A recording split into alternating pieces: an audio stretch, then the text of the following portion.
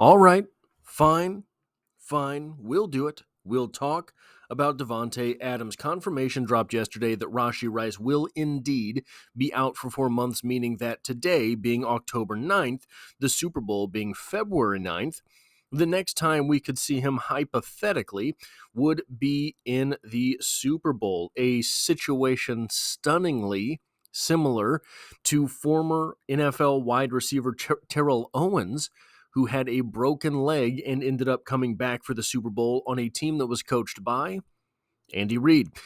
And so, speculation around the Chiefs is that they are in the market for a wide receiver. And I think that rampant speculation is probably true. Chief among those names on the trade block, of course, is Davante Adams.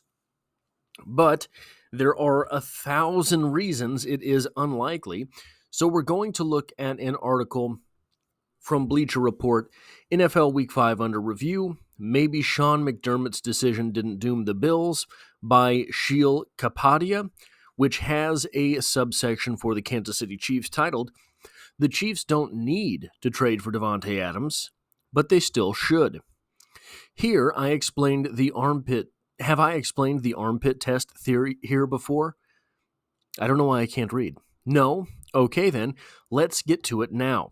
I like to imagine that defensive coordinators start their game plan early in the week by looking at the opponent's offensive personnel. As they're going through the quarterback and running back and wide receivers and tight ends, what's the sweat level? For example, if they're facing the Eagles and thinking about how they're going to stop A.J. Brown, Devonta Smith, and Saquon Barkley, well, the beads might start to formulate, and they might need to reach for the deodorant. When they're facing, say, the Patriots, well, no worries, all dry under there. Now, when you're talking about the Patriots last season, this would have been the same idea. No need to sweat. This season, however, the Kansas City Chiefs have one of the wide receivers from the Patriots last year, Juju Smith-Schuster, who just went off for 130 yards. Which brings us to the Kansas City Chiefs, a team that went up and down the field to the tune of 28 first downs and 460 yards in a breezy 26-13 win over the Saints. The Chiefs are 5-0. They are the favorites in the AFC. They're in great position to compete for a third consecutive Super Bowl championship, even if this is the exact roster they wind up taking to the playoffs. But the Chiefs should be leave no stone unturned mode. This version of Juju Smith-Schuster is a fine option for Monday night in October, but do you really want to rely on him to be your number one wide receiver on a January weekend when you're facing the Ravens or the Bills or the Texans? If I'm the Chiefs, I don't want to find out. Well, the Chiefs did find out just a couple of seasons ago, and I know Juju Smith-Schuster is 2 years older than he was then, and he was kind of quote-unquote washed up at the time. But in that season, the season that the Kansas City Chiefs won a Super Bowl with Juju Smith-Schuster as their number one wide receiver, Juju Smith-Schuster never had a 130-yard receiving game. The Chiefs have an extremely efficient offense right now, but they're playing a very specific style. Patrick Mahomes' average pass is traveling a league-low 5 yards past the line of scrimmage. They lead the NFL in yards after the catch, but this isn't the most explosive group of pass catchers. Kansas City's 14 completions of 20-plus yards ranks tied for 11th. This offense could very much benefit from a downfield threat and someone who can just get them a bucket. We saw Adams take over a game a few weeks ago against the Ravens. Now picture him playing with the best quarterback in the NFL in games that really matter. It would be the perfect way to close out a great career, and he would be a great fit for what Kansas City is lacking. One thing that I will take exception to in this paragraph of the article, this offense could very much benefit from a downfield threat. We saw and have seen and will continue to see a downfield threat from Xavier Worthy. Here's the old line of thinking that you don't trade a player to a division rival. My take, That's completely absurd. The Ravens aren't going to stop the Kansas City Chiefs from winning Super Bowls. They've already lost that battle. The Raiders should be focusing on maximizing their return so that they can eventually get better and be taken seriously. If you're the Chiefs, outbid the other suitors for Adams. Make the Raiders say no. We're talking about a likely second-round pick and a 1-year financial commitment on a reconfigured contract for the wide receiver. The upside is absolutely worth the risk if you're Kansas City. If it works out, you can bring Adams back in 2025. Yes, the Chiefs can win the Super Bowl as they are currently constructed, but why take any chances? Go make those coordinators sweat. So, we have an interesting type of article here, but the main thing is the money. So if you were to ask me, is Davante Adams worth the trade? Of course, Davante Adams is worth the trade. Davante Adams, 6'1", 215 pounds, a 4.5, 140-yard dash. And guys, he might still be running that 4.5, 140-yard dash, despite having been in the NFL for quite some time now. A 1.60, 10-yard split, 39.5-inch vertical, 10-foot, 7-inch broad jump, and 14 reps on the bench press. He, kind of like Tyreek Hill, might be one of these guys that has gotten better with age, or more physical with age as well. In 2020, he had 115 receptions for 1,374 yards and 18 touchdowns. 2021, 123 receptions, 1,553 yards, and 11 touchdowns. In 2022, 100 receptions, 1,516 yards, and 14 touchdowns. And just last season, 103 receptions, 1,144 yards, and 8 touchdowns. Though he is maybe not as I don't even want to say he's not as capable as he once was, because there have been ebbs and wanes in his career, but good luck putting up last season in Oakland for the Raiders what you did in 2020, for example. The big question with Davante Adams is going to be the money. The article sort of talks out of both sides of their mouth here. The writer talks out of both sides of his mouth. He says, for example, reconfigure the contract for 1 season and do it that way. Then goes on to say, well, Davante Adams could close out his career in stunning fashion here. Well, which is it, one or the other? Davante Adams is not figuring to retire after this season. So, to suggest both of those things is to suggest that the Kansas City Chiefs will re-sign Davante Adams. I don't think Davante Adams wants to rework his contract. Why would he? Davante Adams set to make $25,350,000 this season, $44,100,000 in 2025, and $45,100,000 in 2026. If he's going to rework his contract, why would it be to have his contract up after this season?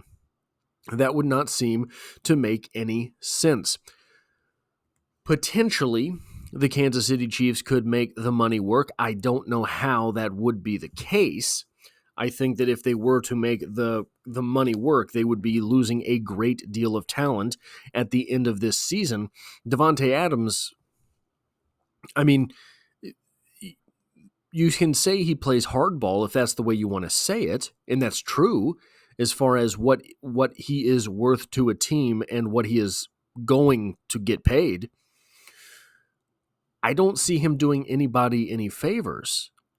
I don't think off the top of my head that Davante Adams is necessarily a team guy. From what I have seen, and not to say that he is a selfish player. Certainly there has to be an element of selfishness in it, but I don't think he's going to be one of these guys who is going to sacrifice for the good of the team in any means. So that is what it is. Now, so the question becomes, what would you trade for Davante Adams? if he does rework that contract and it becomes something that the Kansas City Chiefs can afford for the remainder of the season. A 7th rounder? Absolutely. A 6th rounder? Absolutely. 5th? Absolutely. 4th? Yes. 3rd? Then you start to get to talking about serious stuff. The Kansas City Chiefs do have 2 third-round picks in this draft. If you're talking about having Davante Adams for the rest of this season, that being it, a third-round pick becomes actual price. Of course, 2 third-round picks? Yeah, I think you do that trade. What about a second? That becomes difficult now. The Kansas City Chiefs have used 2 of their last 3 second-round picks on wide receivers, one of whom is injured at the moment and making a trade for a wide receiver a necessity. The other, Sky Moore, kind of is an injury to the roster. So there's that. They have used a first-round pick on a wide receiver in Xavier Worthy, who's having a pretty good rookie year. The price of Davante Adams for a second-round pick just to close out this season and the playoffs, what does that get done for this team? I think all of a sudden you are looking again at the Super Bowl favorites. I don't, even after that performance against the Saints, I don't know that the Kansas City Chiefs could be considered favorites or would be. Absolutely, they could be. I don't think they are nationally considered necessarily Super Bowl favorites just because they beat out the Saints without their top 2 wide receivers and 1 running back, right? And they're not going to have those guys going forward. That's the part that makes me think maybe the national coverage on the Chiefs would not have them prohibitive Super Bowl favorites. And maybe at this point, that's fair. I think we have to concede that in Kansas City at this point. I don't think it was fair coming into the year that anyone was considered a Super Bowl favorite except for the Kansas City Chiefs. But with this number of injuries, with this number of serious season-ending injuries, I understand the chatter. Do I still think that the Kansas City Chiefs can win the Super Bowl with their offense constituted as it is now, with their roster constituted as it is now? Yes. But I think that there is considerably less room for error. I think there is considerably less cushion for that mission. So the question of Davante Adams is somehow even more complicated than the discussion is currently being had.